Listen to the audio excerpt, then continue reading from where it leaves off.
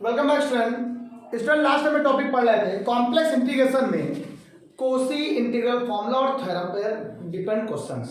सारे इस पर बेस्ड क्वेश्चन जो हम लोग पढ़ रहे थे मैंने लास्ट टाइम पे कुछ पढ़ा है और कुछ आज और क्वेश्चन देखो 7 क्वेश्चन मैंने और लिखे जो बहुत इंपॉर्टेंट है, इन पर जरा करेंगे। कल जब लास्ट टाइम पे क्वेश्चन थे तो सिंपली मॉड z = 3 ऐसे क्वेश्चन थे, लेकिन आज जरा क्वेश्चन में देखो तो क्वेश्चन में चीज़ थोड़ी बदल गई है। z - पाई मॉड = 3 x² + y² = 4। इस बार ये दिया, इस बार ये दिया, ये दिया, ये दिया, मतलब कुछ क्वेश्चन में थोड़ा सा इस बार अलग है, चीज़ें थोड़ी अलग है। अब बात आती है सर, पहले तो आप ये बात समझ लो, अगर आपको रोज याद नहीं रहेगा तो ये करने को मैंने आपसे कहा था क्लोज कंटूर पर, किसी भी क्लोज कर्व पर अगर जितने भी पॉइंट हैं जो fz है वो इसके अंदर क्लोज इंटीग्रेशन के अंदर, अगर क्लोज इंटीग्रेशन के अंदर है तो इसका इंटीग्रेशन क्या होता है? 0 होता है। सबको मालूम है fz dz की वैल्यू 0 होती है। ठीक, क्या मैंने बोला? जितने भी पॉइंट जेड के इसके अंदर लाई करेंगे, अगर हैं इस कंटूर के अंदर लाई कर रहे हैं तो ये क्या होगा? इसका इंटीग्रेशन बेटा 0 हो जाएगा, इसका इंटीग्रेशन आपका 0 हो जाएगा। ये बात को समझ आ जाएगी। लेकिन अगर एक भी पॉइंट मान ली सारे पॉइंट, एक भी पॉइंट यहां पर अगर एक ऐसा आ गया जिस पर ये कोई फंक्शन एनालिटिक नहीं है, मान लो एक पॉइंट आ गया, तो उसके लिए मैंने आपको फॉर्मूला बताया था। क्या बताया था? एफ ए बराबर क्या था?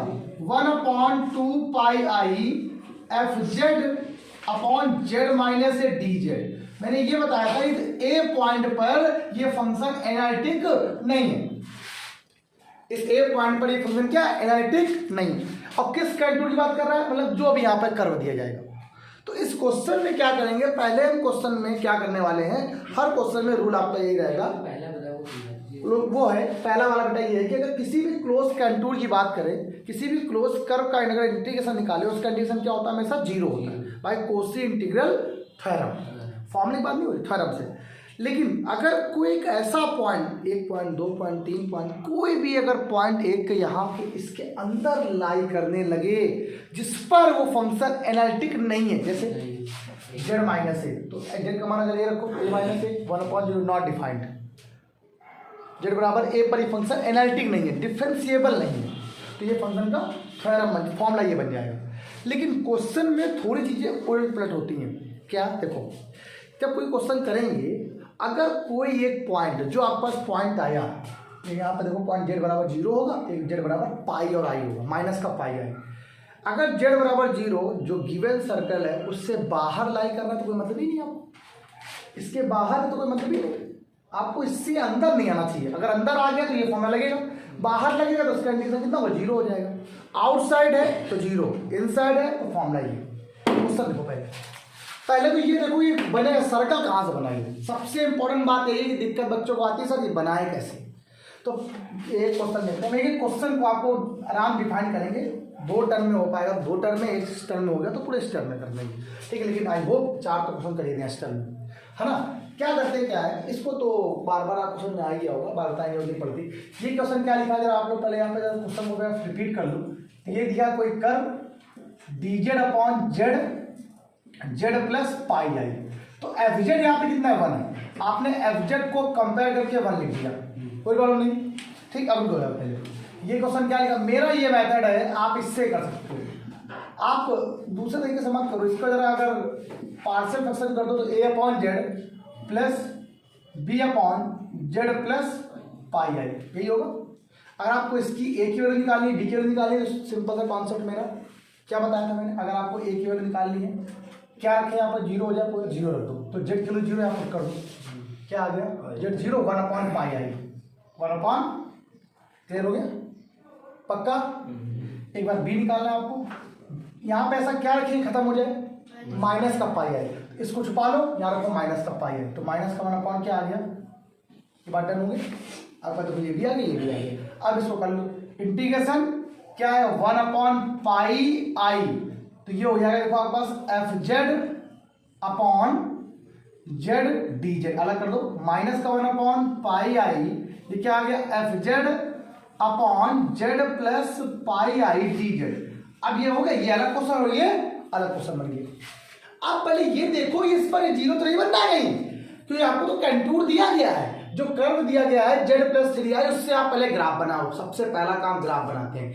आप चाहते तो इसका दूसरा मेथड ये होता है कि जिस पर मान लो कोई फंक्शन 0 हो रहा होता है, ठीक है, मान लो z पे 0 है, z पर फंक्शन क्या हो रहा है, काम नहीं करेगा, एग्जिस्ट नहीं करेगा, तो उस पूरे मान लो उसके पॉइंट के अंदर आ रहा है तो उसको पूरे फंक्शन को हम लोग fz मान लेते हैं, ठीक है। हम यहाँ नहीं मानते हैं, ठीक है, उसको ही बता देंगे आपको। आइए देखते हैं इसका अगर ग्राफ बनाया जाए। इसका अगर मान लो ये जो दिया गया है z+3i मॉड इक्वल टू यहाँ पे क्या है, i है, तो आपको सबको मालूम है ये बात, ये z-z0 बराबर, अब लोग r बोलते तो z0 कितना यहाँ पर होता है, सेंटर, 3i यहाँ पे क्या है, सेंटर है कि नहीं इसका।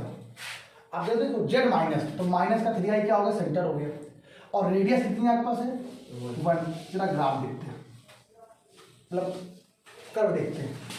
अगर कर्व की बात करें तो ये क्या है, 0, ये क्या है, माइनस का 1, माइनस का i, माइनस का 2i, माइनस का 3i, सेंटर ये 1 है, और रेडियस कितनी है, 1 है। अगर इसकी यहाँ से बात करें, यहाँ सर्कल बनाना तो 1 रेडियस का मतलब यहाँ से जाएगा कट करते हुए, आप चेक कर लो, रेडियस तो 1 जानी ना उसको, तो यहाँ तक की रेडियस 1, यहाँ से यहाँ तक की रेडियस 1, कोई दिक्कत तो नहीं, मतलब ये 4i तक जाएगा, माइनस का 4 है। अब आप ये बस चेक कर लो, क्या इसके बीच का कोई पॉइंट, ऐसा कोई पॉइंट तो नहीं आ रहा है तो इसके अंदर अगर कोई लाई कर रहा है तो फॉर्मूला ही बनेगा, और अगर इसके बाहर लाई कर रहा है तो कोई मतलब ही नहीं। हमें तो अंदर कोई पॉइंट नहीं आना चाहिए, अगर अंदर कोई पॉइंट आ गया है तो कौन सा फॉर्मूला, तो कोसी इंटीग्रल फॉर्मूला यूज कर लेते हैं, और अगर बाहर कोई पॉइंट लाई कर रहा है तो मतलब ही नहीं। अब पॉइंट लाई कहाँ से देखेंगे, ये जेड, यहाँ देखो इस जेड को 0 0 पुट करो तो जेड बराबर 0, जेड बराबर 0 कहाँ पे आ रहा है, यहाँ आ रहा है, तो मतलब ही नहीं, तो हो गया, तो ये तो खत्म हो गया, ये 0 ही हो गया।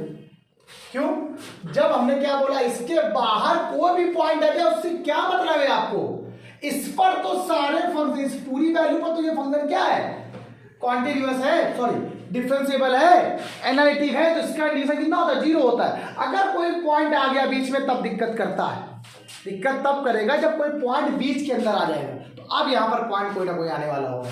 अब बताइए जेड बराबर, अगला पॉइंट यहाँ पे क्या है, जेड बराबर क्या है, माइनस का पाई आई, तो पाई आई कहाँ पे आएगा बताओ, पाई आई। अब यहाँ पर जेड बराबर क्या आएगा, माइनस का पाई आई आया, देखो अब जब देखना इस पाई की वैल्यू दिखाते हैं आपको, पाई वैल्यू को पता है क्या होती है, 3.14 होती कि नहीं होती है, आप देखो माइनस 3.14, और 3.14 यहीं कहीं आता है, यहाँ भी लाइक करें कुछ टाइम है तो इसके अंदर ना, इसके अंदर आया, इसका अलग क्या लगेगा फॉर्मूला, कोसी इंटीग्रल फॉर्मूला।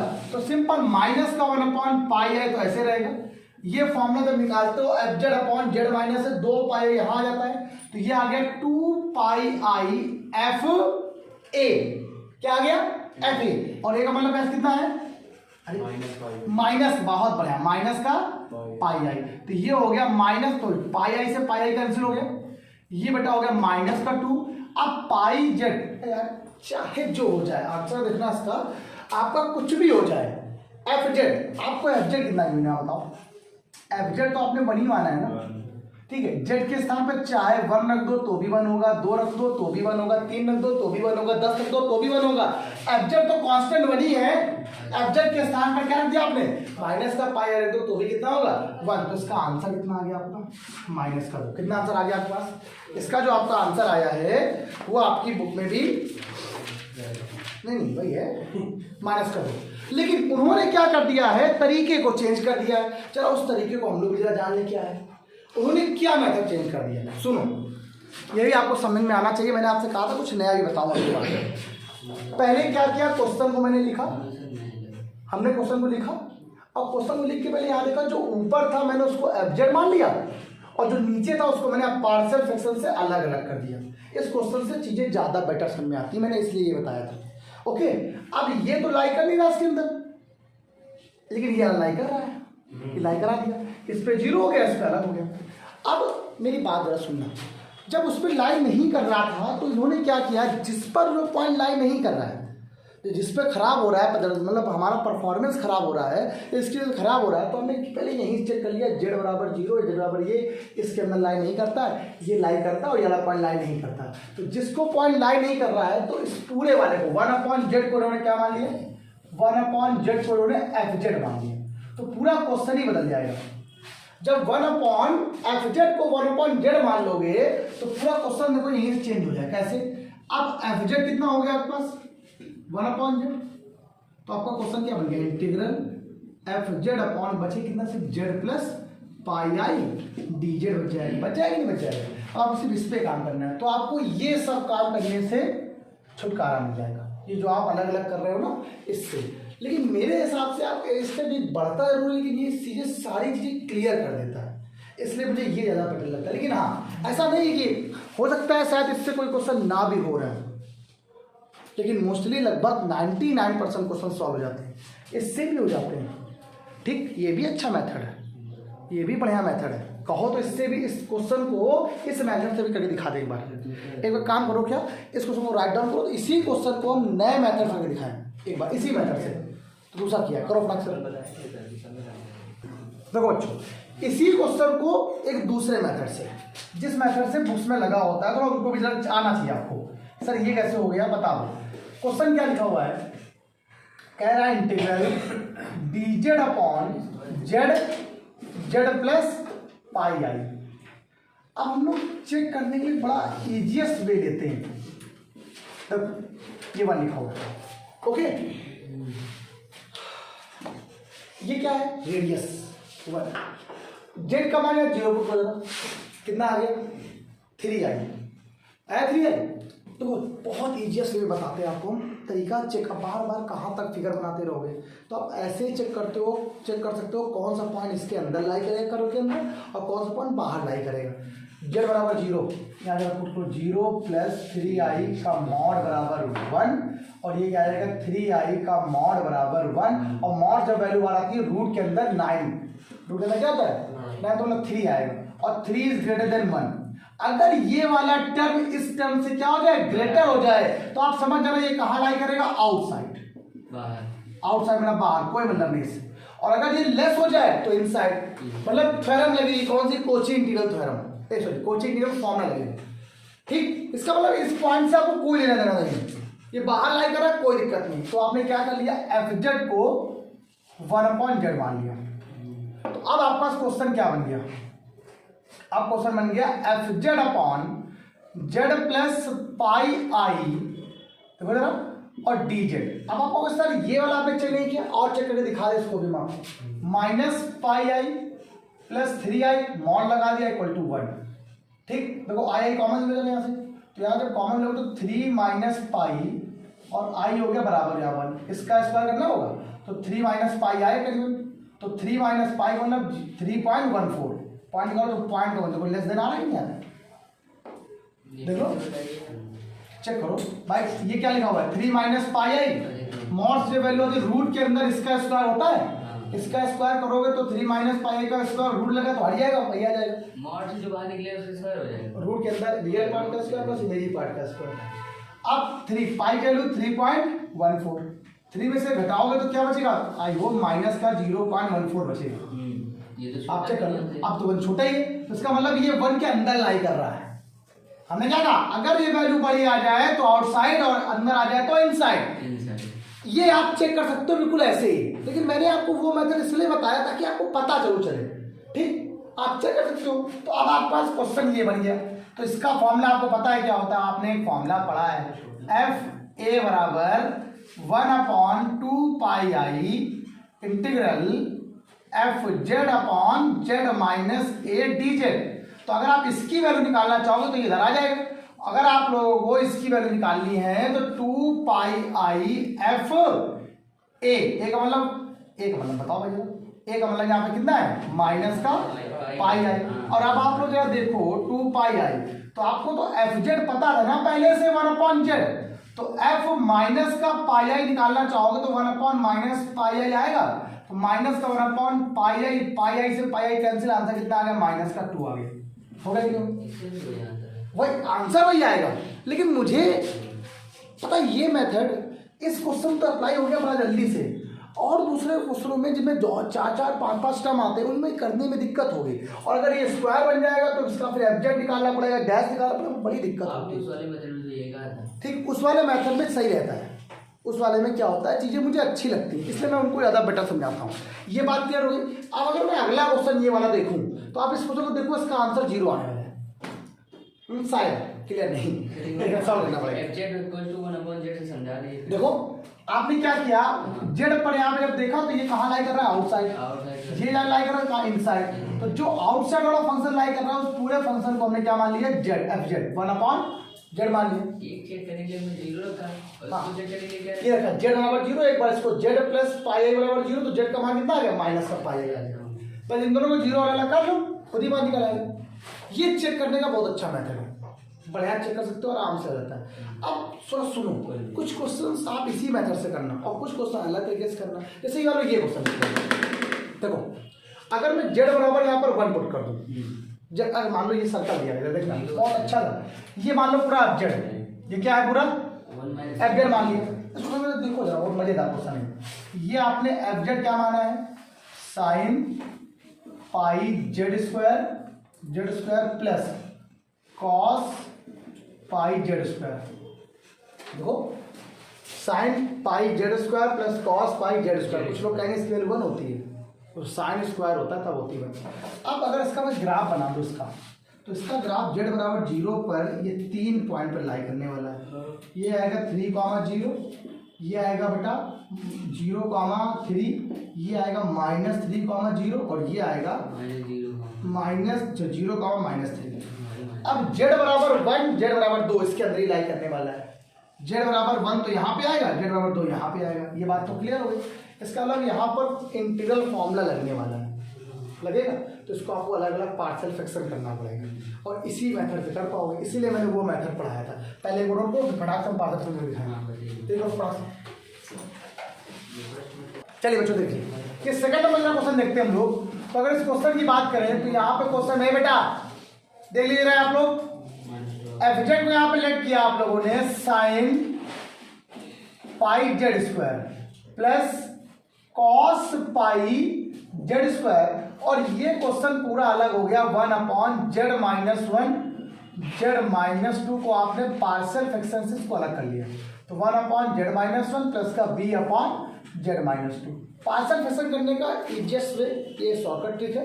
इसको 0 पुट करना है, मतलब जेड का मान यहाँ 1 रख दो तो 0 हो जाएगा। इसको छुपा लो, जेड का मान यहाँ 1, तो ए का मान कितना आ गया, माइनस का। क्लियर? एक बार क्या करो, बी के निकाल लिया आप लोग को, तो ये 0 2 पुट करो यहाँ पर, इसको छुपा लो, 2 पुट किया तो 1 आ गया। ए का मान क्या है, -1, बी की वैल्यू क्या आ गई बेटा आपके पास 1, तो ये क्वेश्चन बन गया। इसको इंडिकेशन ले लो, तो ए हो गया आपके पास -1, तो यहाँ पे लिख देना F z upon Z -1 D Z, ये अलग क्वेश्चन हो गया। फिर प्लस का बी के 1 है, F z upon Z -2 D Z, ये क्वेश्चन आपके पास अलग हो गया। दोनों क्वेश्चन अलग हो गए, क्लियर हो गए। अब इस पर भी फंक्शन, इस पॉइंट पर भी ये फंक्शन कैसा है, एनालिटिक नहीं है, इस पॉइंट भी नहीं। अब इसका ग्राफ आप बना चुके हो, अभी बताया, इसको 3 पॉइंट पे करेगा तो दोनों पॉइंट यहाँ लाई कर रहे हैं। लाई करने का मतलब है सिंगुलर पॉइंट है, इस पर भी फॉर्मूला लगेगा, इस पर भी। अब मैं सिंपल आपको ये बता रहा हूँ कि इसका फॉर्मूले का फॉर्मूला माइनस का 2πif 1 होगा, यहाँ पे क्या बनेगा प्लस का 2πi, ये f2 बन जाएगा। एफ जेड आपको देखो ये दिया गया है, तो आप f2 f1 का मान निकाल लो। तो पहले आपने f1 निकाला, x का मान z का मान कितना रखा आप लोगों ने 1 रखा, तो यार रखो तो ये क्या आएगा sign pi Z plus cos pi Z, ये बात 1 रख दिया, ये 1 रख दिया। तो sign any pi 0, cos odd pi always -1, तो ये आंसर आ गया किसका -1, तो प्लस का 2πi हो गया, प्लस 2πi।